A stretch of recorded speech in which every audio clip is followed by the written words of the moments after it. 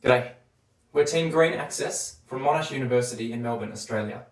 We're a team of 12 undergraduate students from engineering and design departments. We've had strong support from our uni, who's been pushing sustainable design for a while, as well as from industry partners.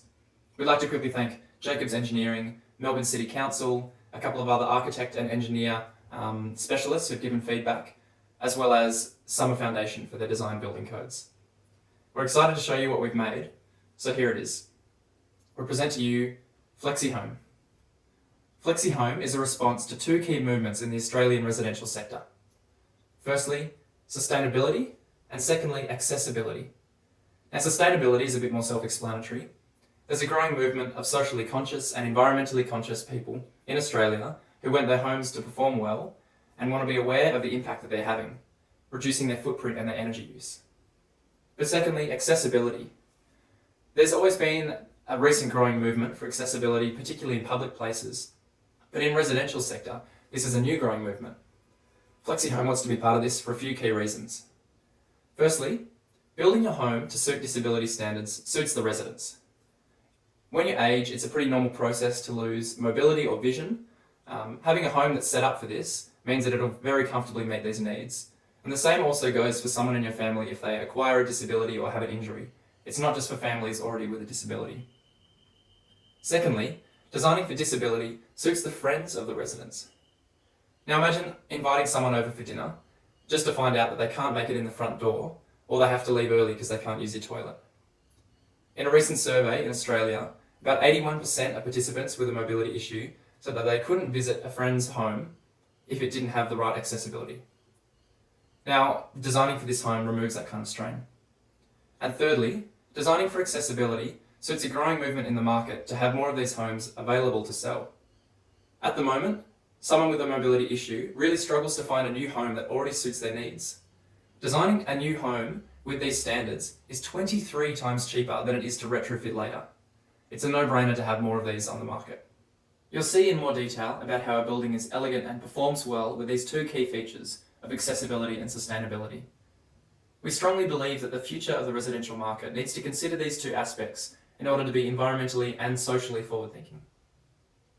Now, our house is located in Middle Park, a suburb just on the fringes of Melbourne CBD with strong public transport connections to it. Our target market is actually for families looking to downsize. There's a large group of families in Melbourne that have previously bought homes and their value has gone up quite significantly, or they're looking to upgrade to a high living standard but somewhere in a strong community close to the city. This means that it's in a premium area. The building cost is quite high for FlexiHome, but it's nothing compared to the land cost, which in Melbourne is typically through the roof. Now, building to a premium standard means that we've chosen premium construction, something expensive with good materials, but we thought, why not also go for premium energy production? We wanted to show that even on a small plot, a home can be a powerhouse of an energy producer and work well future-proofing. Our house, with a series of solar panels and energy efficiency, has scored a HERS score of -20. It's actually net energy positive. This means that the house is comfortably future-proof for a family that wants to stay sustainable going into the future. It's very likely that someone in this target demographic is going to own an electric car in the future, and there are probably other unforeseen loads that we need to consider. So we've got it comfortably more than net zero, allowing the home to have a premium energy production standard as well. This high living standard is maintained through the sustainability and the accessibility, but also through a third key design feature called the separatable living spaces. Sarah's going to go into more detail about how this works, but essentially it means that the home can work as one continuous home for a single family, or there can be an upstairs living space for maybe teenage children, for a carer, if it wants to be rented out for an Airbnb or for students. Essentially, it gives the family flexibility of how they want to live going into the future. It means that the house will grow and change as the family living situation changes. It's a beautiful home with abundant native greenery, a strong sustainability approach, and beautiful design elements. We're keen to show you more detail about this, and I'll let Sarah start off with the design. The FlexiHome was carefully designed so as it would meet the needs of the narrative while providing functional, high-quality living spaces. The top and bottom floors of the building can function as independent residences. They have their own utilities, key living spaces, a separate street entrances, and their own outdoor living areas. The two floors are, however, linked by a garage and laundry area. This allows for interior access between them so as the house can be used as a single residence if this is what the occupants desire. Sharing the garage and laundry also conserves space, which is necessary considering the small plot size the home is located on. The Flexi home has been designed to offer a high living standard. Bedrooms and studies are located at the rear of the house, away from the noisy main road, which is at the front of the house. Additionally, a fountain is included at the front of the house to drown out the noise from the main road. Adequate study space has been included. The first floor has a dedicated study room, while the bedrooms on the second and third floors are large enough to comfortably fit a desk, allowing occupants to work from home. The house has the capacity for large amounts of storage across both residences. It also has a garage, which can be used for storage, parking, and as a workshop. The interior has high ceilings and open-plan living areas to give it a light, open feel. Windows are in every space, so as the house is naturally lit during the day and is naturally ventilated. The windows are placed so as they look onto garden spaces, bringing nature into the house. To ensure occupants have privacy from the public and from one another, high windows and dense foliage are used where necessary. Maintenance was also a key consideration when designing the Flexi home. The roof has been designed to be safely accessible so the solar panels can be maintained. The gardens are mostly Australian natives, which are non-deciduous and don't need regular watering or high soil quality to thrive. An automated window system is used for the windows which cannot easily be reached by occupants. This means that the house can be ventilated regularly and easily. Finally, the roof has been sloped to allow for effective drainage, preventing leaks. One of the standout features of the Flexi home is that it is accessible for occupants with a range of disabilities. The bottom residence has multiple features that make it disability friendly. It is entirely flat with a garage and street access. It also has wide corridors and open, flexible spaces. An automated window system has been installed on the bottom floor for all windows. Additionally, this system can be extended to things like doors, appliances, and home security if required. Finally, a wheelchair-friendly bathroom and kitchen feature on the bottom residence. These rooms are spacious. In the toilet, there is a handrail, and in the kitchen, a mid-height slide and hide oven, cutaway sink, and movable island bench allow the kitchen to be used easily by those in a wheelchair. Thanks, Sarah. The overall engineering approach to designing the Flexi home was to create an accessible, comfortable, and energy-efficient building.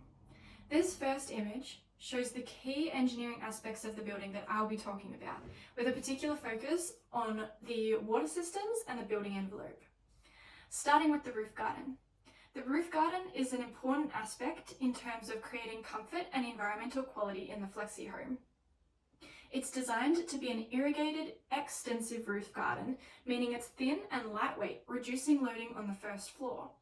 Being self-irrigated also means that the roof garden is super easy to maintain. The irrigation system will be subsurface drip irrigation and only used when required, i.e. in the hot summer months here in Australia.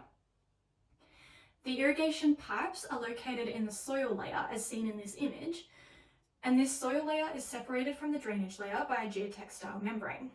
The drainage layer then combines with a protective layer and a waterproof membrane to prevent any damage occurring to the first floor roof. The plants in the roof garden are all drought and salinity tolerant, meaning they're ideal for the climate of Middle Park. When the roof garden does require watering, it can use water from the 530-gallon tank that's installed in the first floor courtyard. This tank accounts for 25% of the home's water use, saving $155 on the water bill. It can store enough water for use in the first floor toilet, the laundry, as well as both of the gardens. Overall, the water use of the home is expected to be 34 gallons per person per day. This is minimised by the use of 4 to 5 star rated water efficient fixtures. Onto the building envelope. The building envelope is designed to be tight, meaning it restricts and controls airflow, increasing the overall energy efficiency of the home.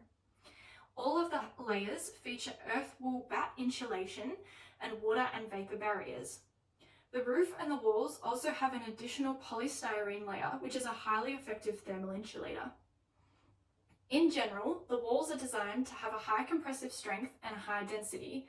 This is important because they can withstand the loading of the roof garden as well as the house in general, but they're also able to prevent any water infiltration.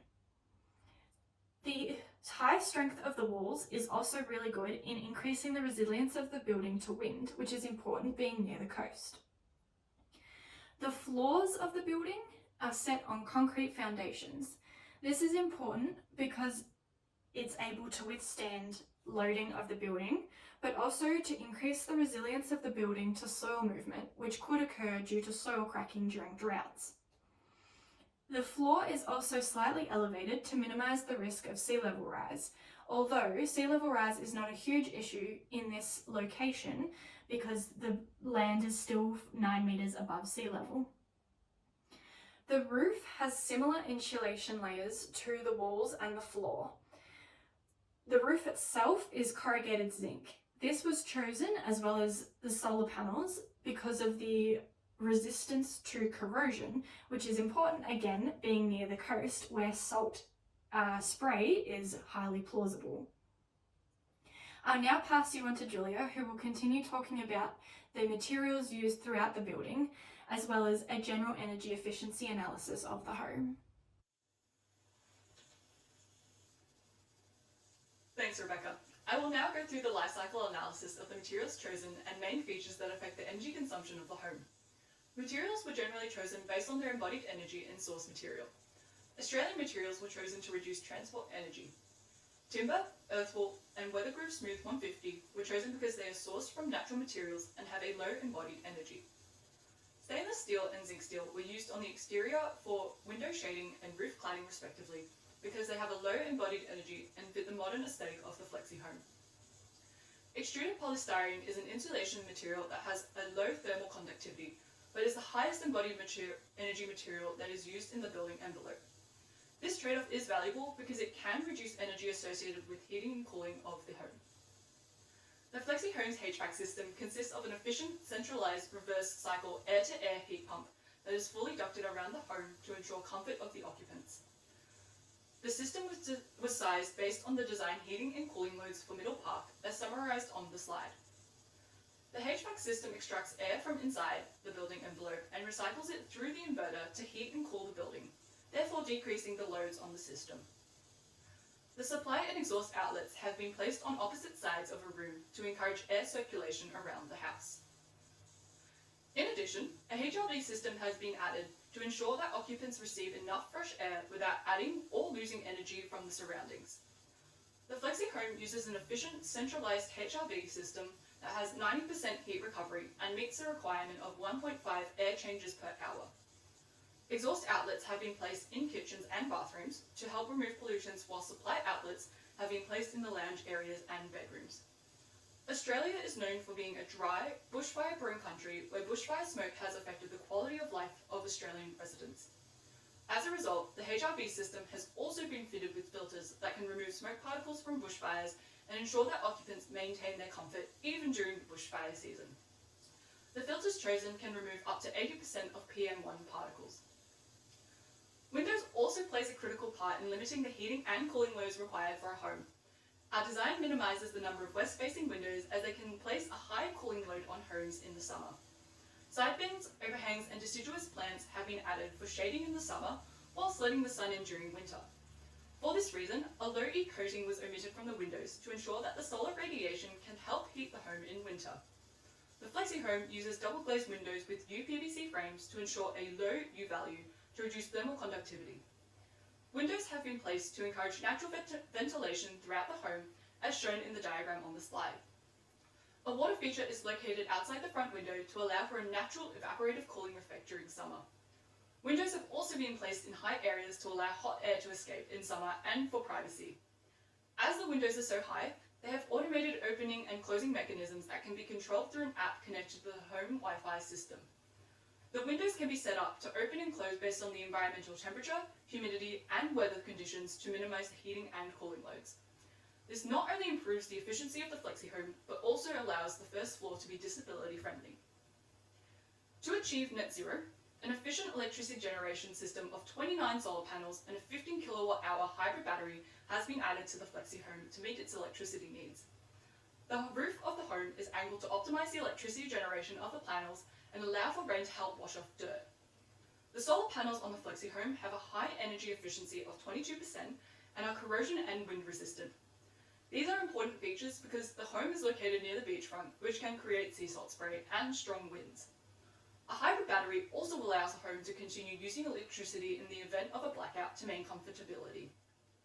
The battery discharges or recharges based on its charge capacity to ensure that the battery is ready to be used in the event of a blackout. Having an electricity generation system allows electricity bills to be low at about $81 to $167 a year. The final HERS rating of the home is -20 from a combination of having an efficient home and large electric generation capacity. As a result, less solar panels could be installed, but the additional solar panels allows the flexi home to accommodate different occupancy uses or recharging of an electric car in the future. I will now pass on to Tom to discuss the business aspects of the flexi home. Thanks, Julia. I'll now talk about the market analysis, primarily covering a mortgage repayment strategy, as well as the total building costs with its payback period. The flexi home is located in the affluent inner-city suburb of Middle Park, Melbourne. This demographic is primarily mature professionals who have previously owned a home and are looking to downsize. The promise of our design is to create a home that will grow with the resident, suiting any lifestyle and family size changes.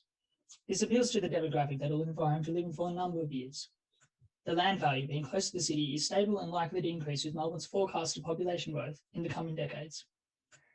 The expected mortgage repayment for the house is determined for differing income and equity levels. The calculation was also done based purely on the construction costs of the home, as excluding the land costs demonstrate the cash outflows of the project at a different location.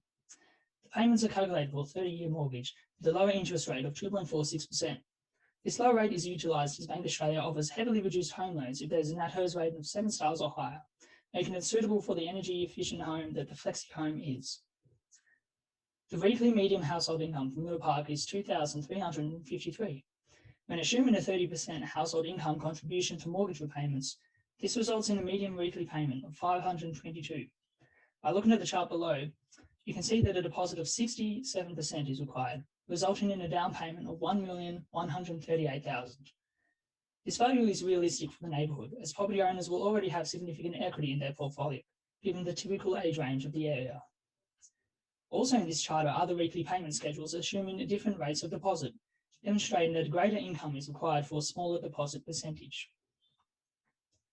The overall building costs is approximated to be $425,000. This includes that the home is being built at a high standard and fit out with premium materials. Having these energy efficient systems and high quality materials results in the house costing approximately $45,000 more than a typical code compliant home.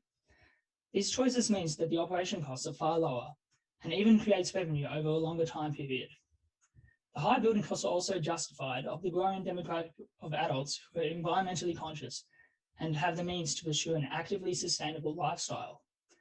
This includes choices such as a high-end battery, large water tank, high-capacity HVAC system, and high-quality double glazing in all the windows. These cost breakdown are summarised in the table below. Considering the cost savings over a standard code-compliant home, there is a 76% repayment of the initial added cost after 10 years. This cumulative cash flow can be seen on the graph located here. A significant portion of this comes from the electricity savings by using a large PV system paired with a high capacity battery, meaning that around 10% of the energy will be brought onto the grid. There is also an option to remove 6 solar panel units, saving approximately $2,664, which will give a HERS rating of 0. This allows for no change in the expected load or wiggle room in real life, but the homeowner can choose this cost reduction if needed. These added costs add to $34,244 and equate to 9% on top of the code-compliant building home. Overall, Flexi Home aims to future-proof the whole life cycle of its occupants by promoting accessibility and flexibility in its design choices. Through its material selection and passive home strategies, Flexi Home cultivates an environmentally conscious lifestyle both in the short term and well into the future. On behalf of Flexi Homes, thank you for listening and we hope you enjoyed our presentation.